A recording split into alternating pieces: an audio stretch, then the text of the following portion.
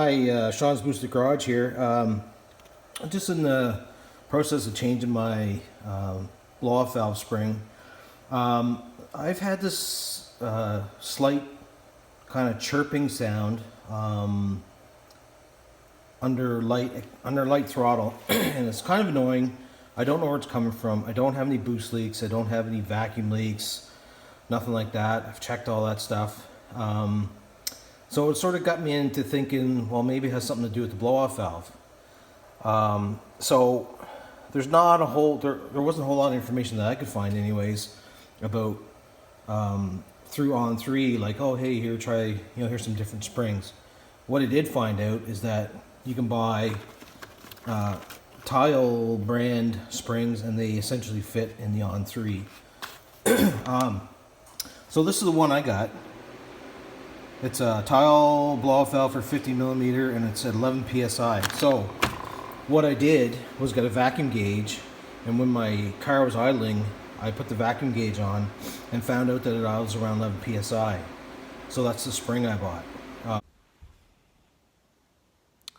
Okay, I was just going through editing this video, and I realized I kind of messed up on what I was telling you. So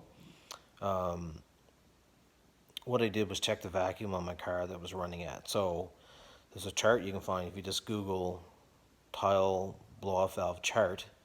So you find out what kind of vacuum your car is running.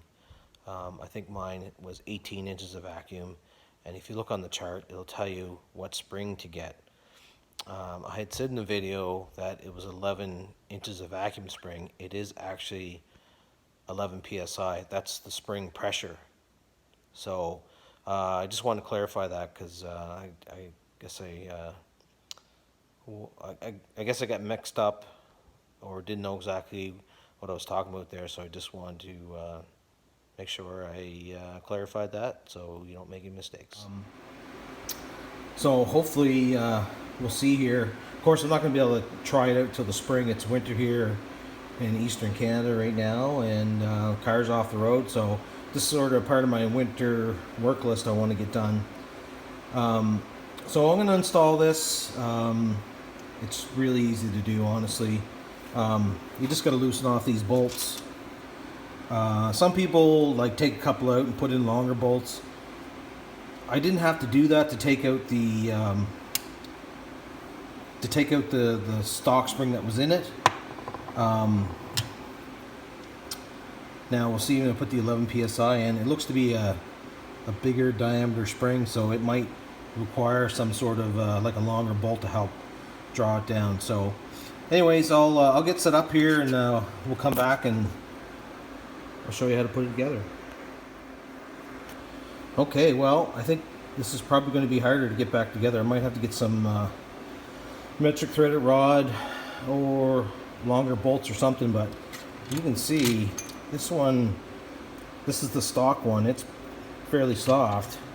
This new one for 11 psi, but it's significantly stiffer. So anyways, I'm gonna have to rig something up here. Maybe I'll put it in my vise, but I kind of don't want to do that. But maybe if I put enough rags around it and stuff, that I can get it together that way. Well, I'll be back. Okay, well, I put it in my vise. I just put an old t-shirt in there, and I guess the biggest thing I was worried about, scratching it, of course, but the bigger thing than that is that as the tension comes on, and it wants to kind of jump out of the vise. But I think as long as you can keep it centered in the jaws, you don't want to favor, like, the top side or the bottom side. You kind of want to center it in the jaws, which this is pretty decent, really. I do suggest, though, you take this. This is the fitting I had in the top. Take that fitting out so you can set it in the vise properly, and we'll see here. I think it's gonna go okay.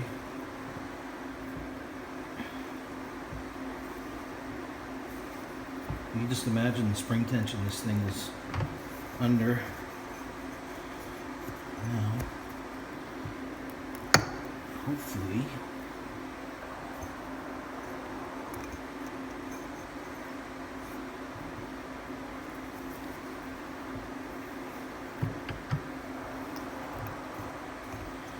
then as you get it closer, you'll line the holes up better. Anyways, that's pretty good. Might have pinched the shirt down there.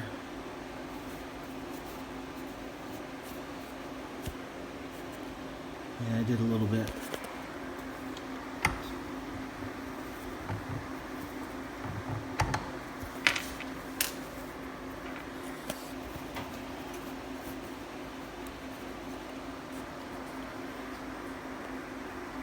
Alright. Let's reset. We have to do a separate rag or a separate shirt or whatever you want to put on the vices, just so leave the center just with no t-shirt in there, no rag in there. Alright, we'll be right back. Alright, different approach. I get rid of the black t-shirt that I had there, and I just used some shop towel, shop paper towel, whatever you want to call it. So I just want to leave the center open here, so it's not, as it comes together, it's not going to pinch anything. So anyways, we'll do it again here. It's going to be alright this time.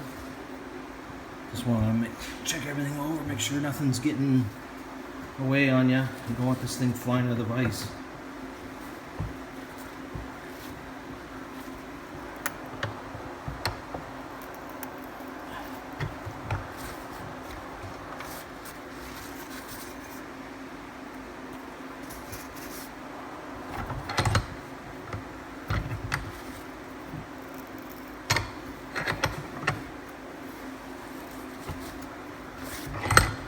What's going on here now? I got a sticky spot in the vise.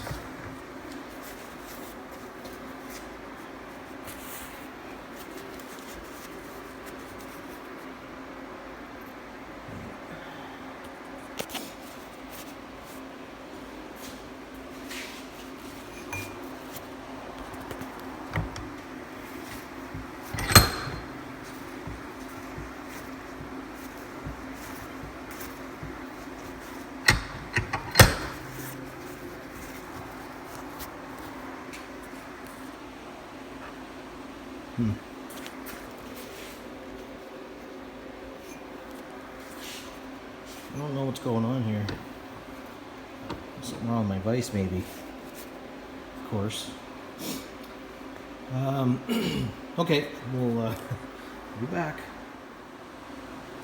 Okay, the problem wasn't with my vise. Yeah, the problem was a little slight misalignment of the two halves coming together. So there's like a sleeve inside that slides into another, like a receiving sleeve, and it must have just got a little bit cockeyed, because I just sort of bumped it around a little bit, and here we are, we're going back together. So same thing, let's make sure all the holes are lined up. I didn't mark this for orientation when I took it apart, because I really don't think you need to.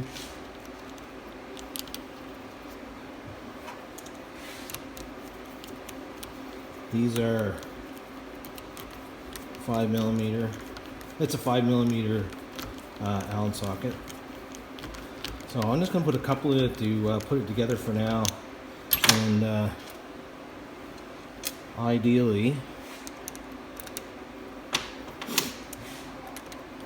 once you get it all bolted together, I'll just remove one at a time and put some Loctite, some blue Loctite on it, just so there's no danger of it coming apart.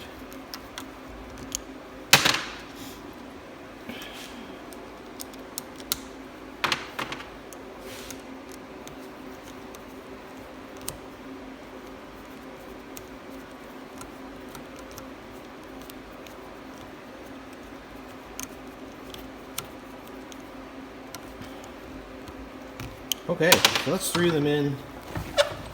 That's plenty for now. And here it is, springs back together. So, or sorry, the blow-off valve's back together. Like I said, I'm just going to go through, put all the rest of the, or these other 3 bolts, I'll put them in Loctite, and then sort of the last 3 that I just put in, I'll take them out one at a time, put Loctite on them, put them back together, and this will be ready to go back in the car. So hopefully that chirping sound I've been hearing was just this, the spring not being the right tension, and it'll get rid of that for me. So anyways, thanks for watching. We'll see you later.